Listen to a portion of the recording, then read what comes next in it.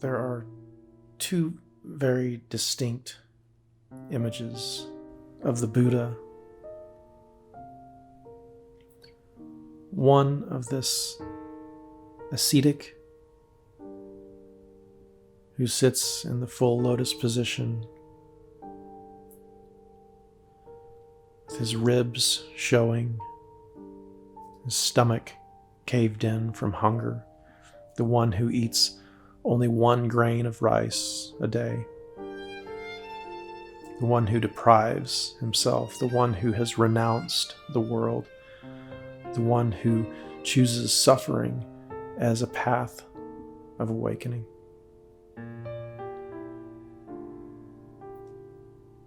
There is another image of the Buddha who appears often to be golden. The fat Buddha, the smiling Buddha, the one who appears to be dancing and laughing.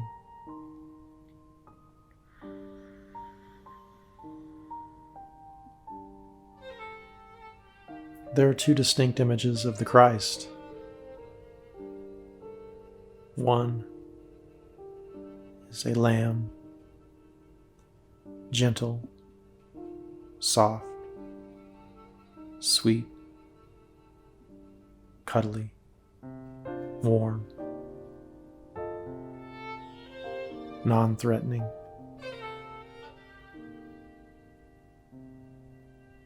And then there is the lion, which is powerful,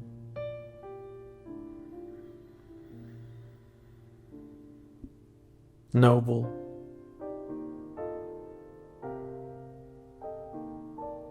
to be respected, has teeth.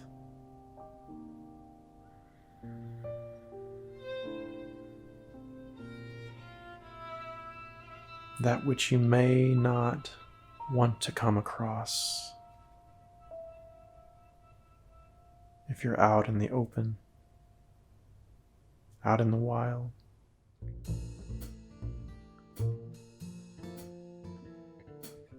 That which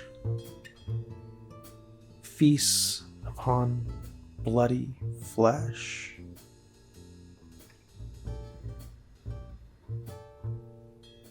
No. We don't want to go that far with it, do we?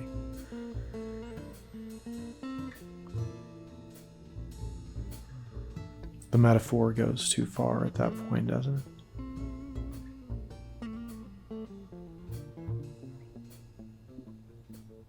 What good are these images for? Are they to show something to us? Are they to prove something to us?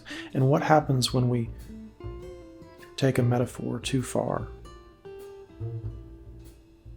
What happens when a metaphor outlives its usefulness? What happens when the words that we once found helpful and comforting no longer serve that function? What happens when the images that we have once used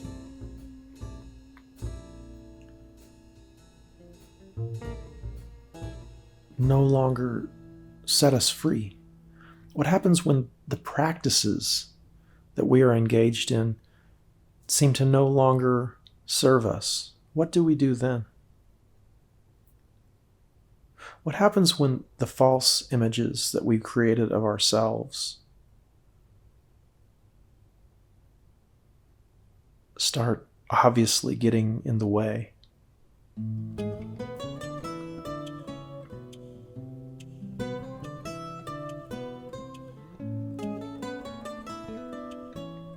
If you've listened this far, maybe you know exactly what I'm talking about. Maybe you know what it's like to outgrow the practice that you were once devoted to. Maybe you know what it's like to leave the God of your culture, to abandon the God of your youth, to leave behind the the storybook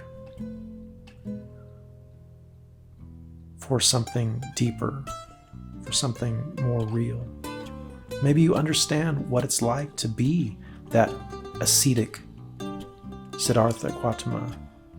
Maybe you understand what it means to eat just 1 grain of rice a day. Maybe you understand deprivation. Maybe you have seen the benefits of renunciation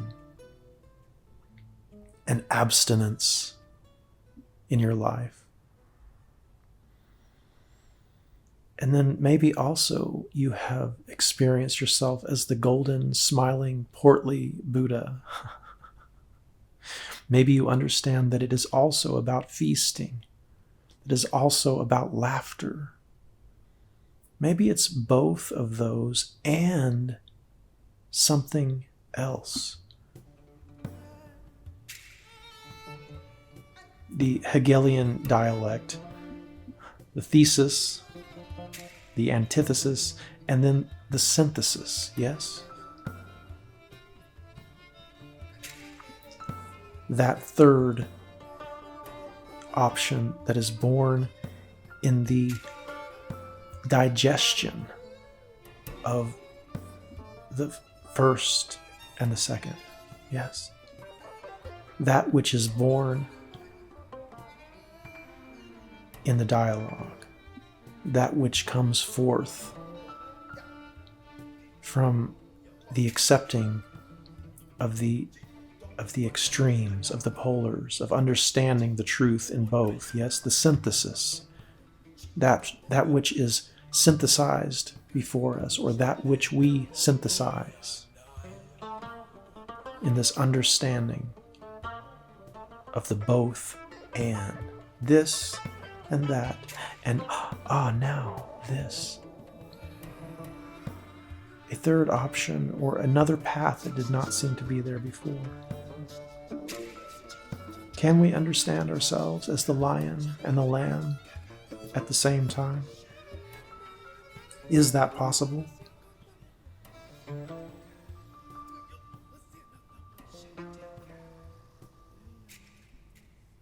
And as we understand ourselves as the lion, as we understand ourselves as the lamb, what is born from that? As we apply ourselves, as we dedicate ourselves, as we devote ourselves to the practices, the religious practices, the scientific practices, the yogic practices, the practices of service,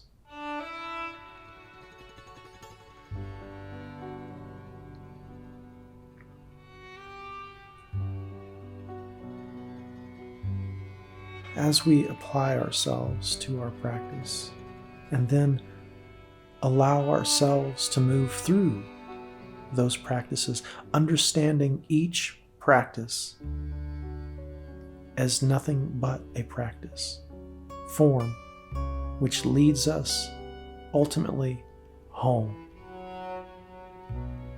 Occam's razor, the idea that the simplest solution to a problem, or the simplest explanation, is probably the one that is most true.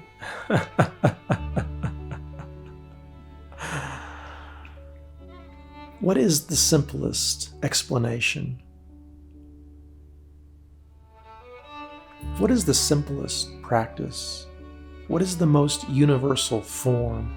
If there is no universal theology, because at some point, if we practice and practice and practice, we realize that all the theology and all the practices are really kind of bringing us, they're kind of bottlenecking us, bringing us into this one consciousness, this one understanding, this one love.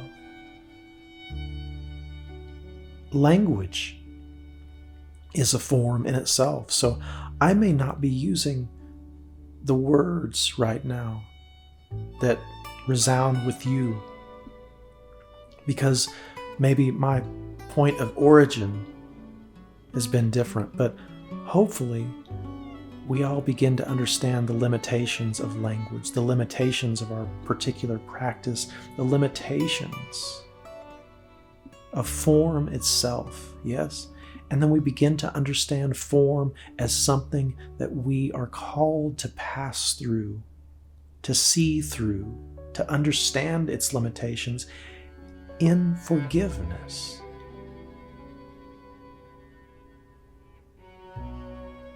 And this is what I have come to see as the ultimate, the final practice is the release, the letting go, the cessation of finger pointing, if you will, the cessation of accusation, the relinquishment of opinions and judgments, and the sinking into the one consciousness. I and the Father are one. Father, forgive them, for they know not what they're doing. Why? Because I see that we are one.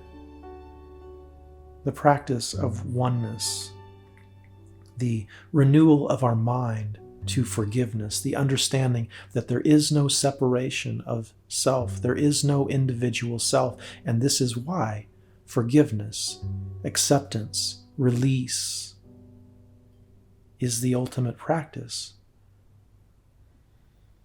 All practices are leading to this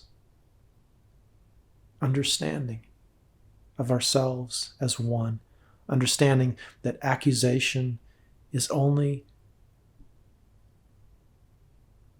accusation of the other is really only accusation of self. This is why it was said, judge not, lest ye be judged, because there is no judgment that I can place outside of myself that is not a judgment I am placing on myself.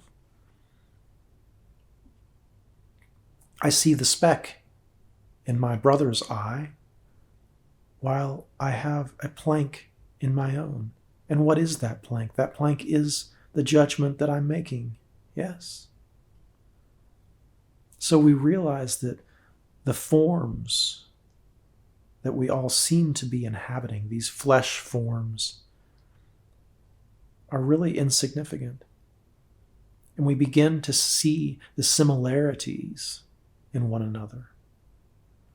We begin to understand that it is not the ascetic Buddha, and it is not the chubby Buddha, it is not the lion, it is not the lamb, it is the synthesis that we experience as we take it all in, as we accept all of these images and none of the images.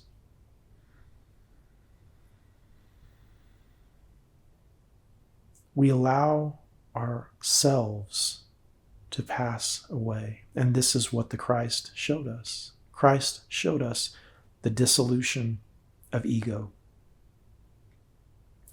Christ showed us how to move through form with forgiveness. The Christ was born into a religious system of external observances. The Christ pointed us inward, an inward exploration of forgiveness, to see ourselves in the other and the other in ourselves. He released us and said, all that needs to happen here is this: love your neighbor as you love yourself.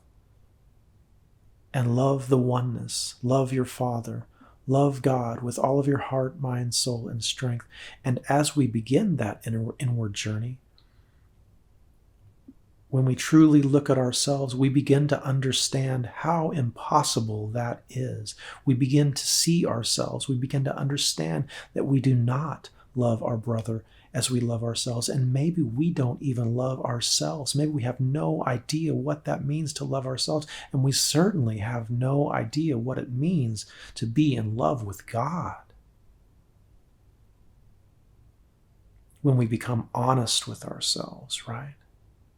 When we become willing to doubt ourselves, when we become willing to truly look at ourselves and stop believing in the false images that we've created around who we are, images that make us feel better than the other, right? This is the path that the Christ called us to, right? We made it into this thing where it was like, well, if you believe in the name of Jesus, then you're part of a special club and you're safe forever and you won't go to the bad place and all the other people will. And this is going to kind of make you feel better for a while. But it doesn't, does it? It doesn't fulfill the calling that we have on our life, does it? No.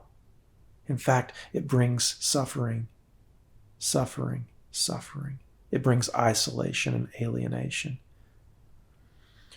One of the greatest callings that we can answer is to leave the God of our youth, to leave the God of our culture. And this is a legitimate calling that Christ leads us on.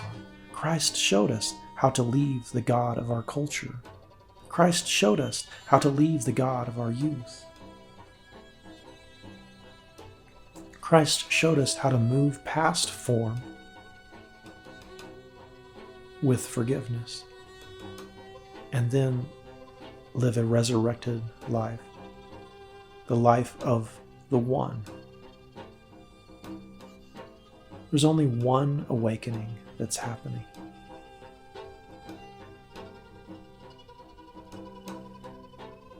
And that awakening is happening in you. We choose to release that which seems to be on the outside of us. We choose to forgive. We choose to love all the manifestations, all the neurosis. We choose to hold those wounded inner children in our arms, and we choose to allow them to dissolve because we realize that none of this is real. None of these false images that we've created of ourselves and the other are real. And as we find ourselves to be love, no longer acting like love, what would Jesus do? I'm going to make myself act like Jesus. Oh, isn't that exhausting? But that's okay, because that's part of the journey, isn't it? Is exhausting our egos. That's kind of what meditation is like. We sit in the silence and we allow ourselves to be exhausted. We allow the observer to arise in us, and we begin to see the neurosis, right? We begin to observe our own insanity, and this is what Christ called us to do. The kingdom of heaven is within, and if when we look inward, we are incapable of experiencing or seeing or knowing the kingdom of heaven, then apparently we need to go deeper.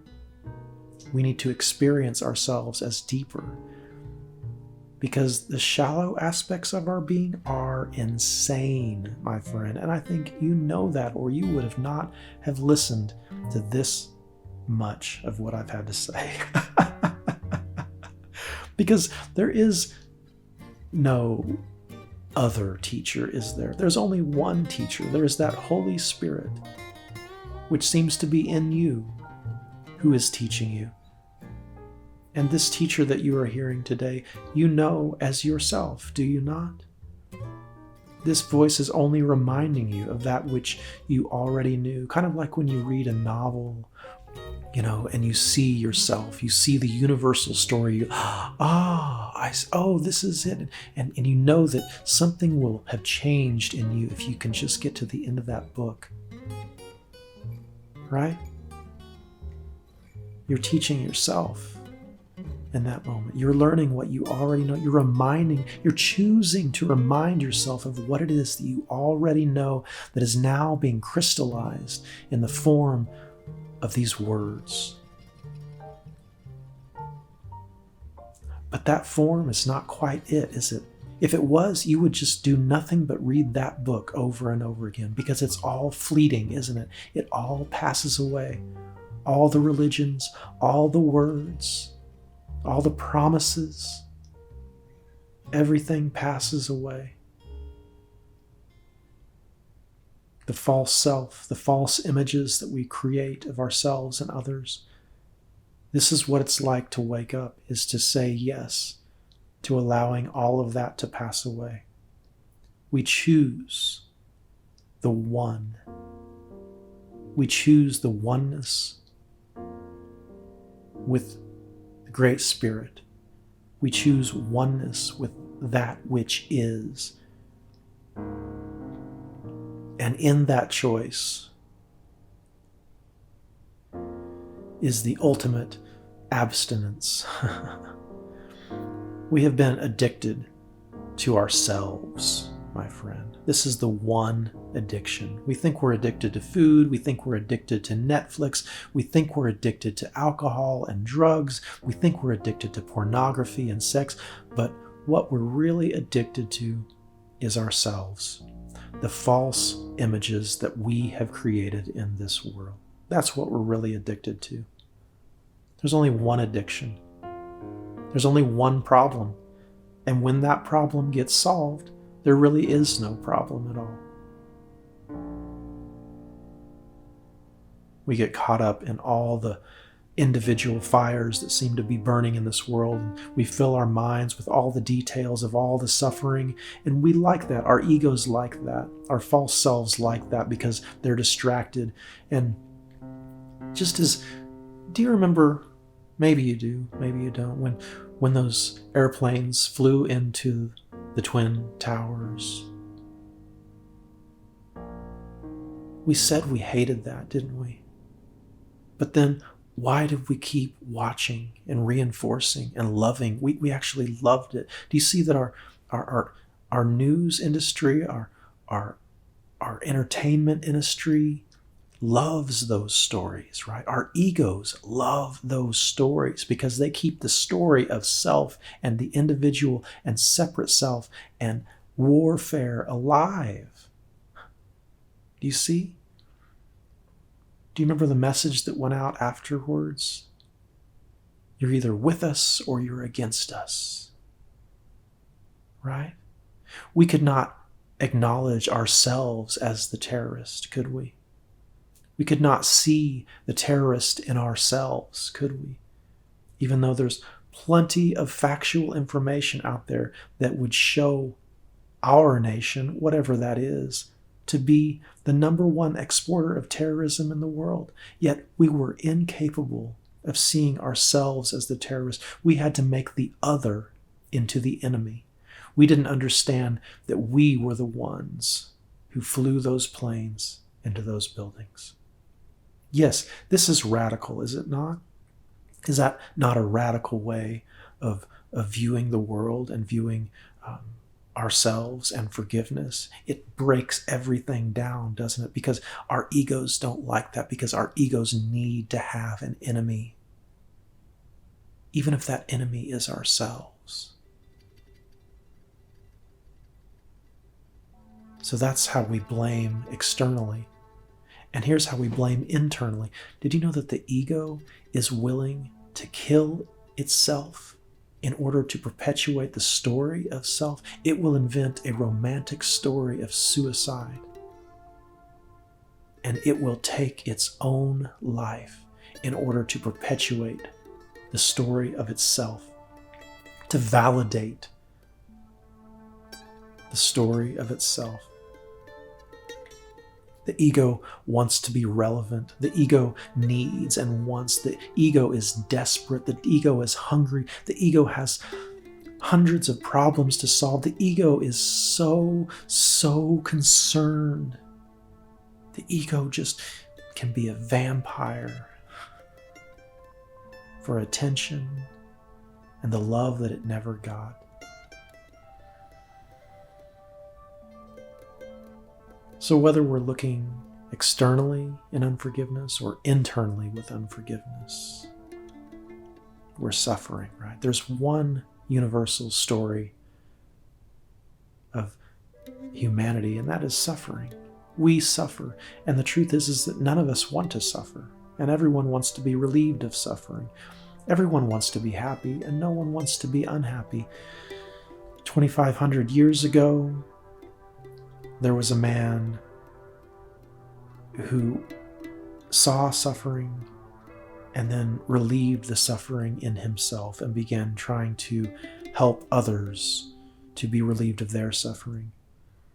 2,000 years ago, there was a man who was woke the fuck up. He saw through the illusion. He showed us how to allow the ego to dissolve and to live a resurrected life. He showed us how to forgive, forgive, forgive. As we forgive what appears to be on the outside, we are truly only forgiving ourselves.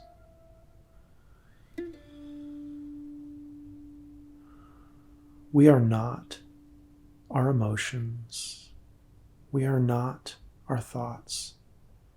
Those are just the shallow aspects of our being. Sometimes we convince ourselves that we're really deep because we have really great thoughts. Sometimes we choose to be right over being happy. This is a universal story of suffering. We choose to go to war.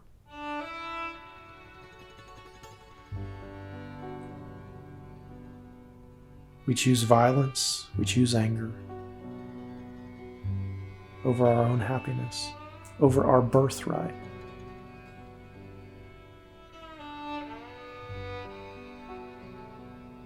We can't choose love and the image of our false self at the same time. It's impossible. We can't be hateful and grateful at the same time. We cannot choose love and our own falseness at the same time. We cannot swim in the shallows and explore the deeps.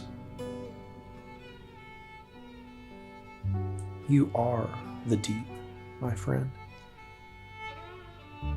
You are not the false. You are the genuine, authentic being. You are that which is beyond language. You are that which cannot be spoken. The Tao which can be spoken is not the Tao at all. Yes? You are that which cannot be spoken. You are the poem that is beyond language. You are the true consistency of the poem. You are the true consistency of that novel, of that book. You are that love.